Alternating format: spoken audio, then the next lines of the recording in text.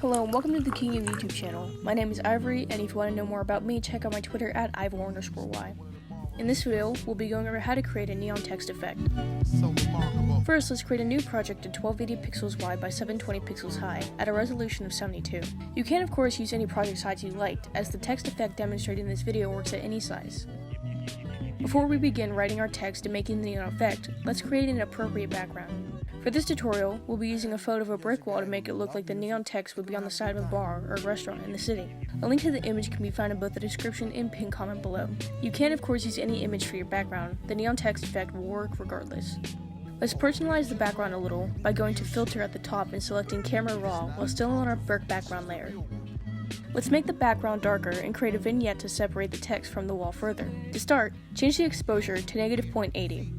Contrast to -20, shadows to -50, whites to -36, blacks to -18, and saturation to -23. Next, select the Effects tab by clicking the small FX symbol. With the style set to high priority, set the amount to -46, the midpoint to 45, and the feather to 55. Feel free to tweak these changes to your liking, but once it's complete, click OK.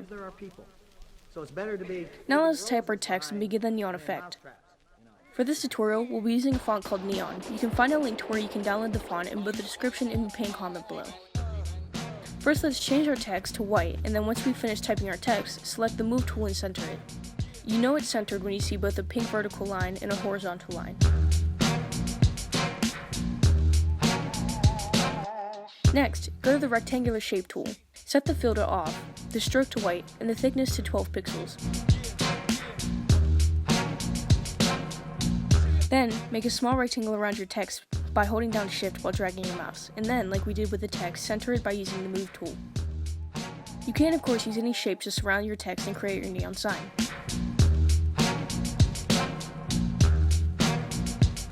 To begin the neon aspect of this tutorial, double-click your text layer to bring up the Layer Style tab and select Inner Glow. For structure, set the blend mode to normal, the opacity to 100%, the noise to 0%, and then change the color to a color of your choice. We'll be using 00AEFF. For elements, set the technique to softer, the source to edge, the choke to 8, and the size to 4. Lastly, for quality, set the contour to linear, the range to 45%, and the jitter to 0%. Next, go to Drop Shadow. For structure, set the blend mode to color dodge, and the color to your chosen color from the previous steps. The opacity to 100%, the angle to 104 with global light turned on, distance to 0 pixels, spread to 5%, and size to 125 pixels.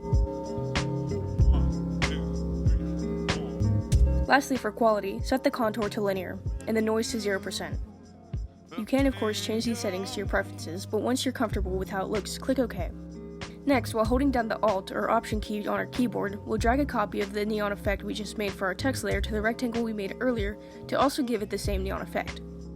You can find the work file we made in this video, along with several others we made for previous videos, in the How to Adobe series on our Patreon, starting at $1. If you have any further questions, leave a comment below and we'll be sure to answer it as soon as possible. The script for this video can be found on our Patreon.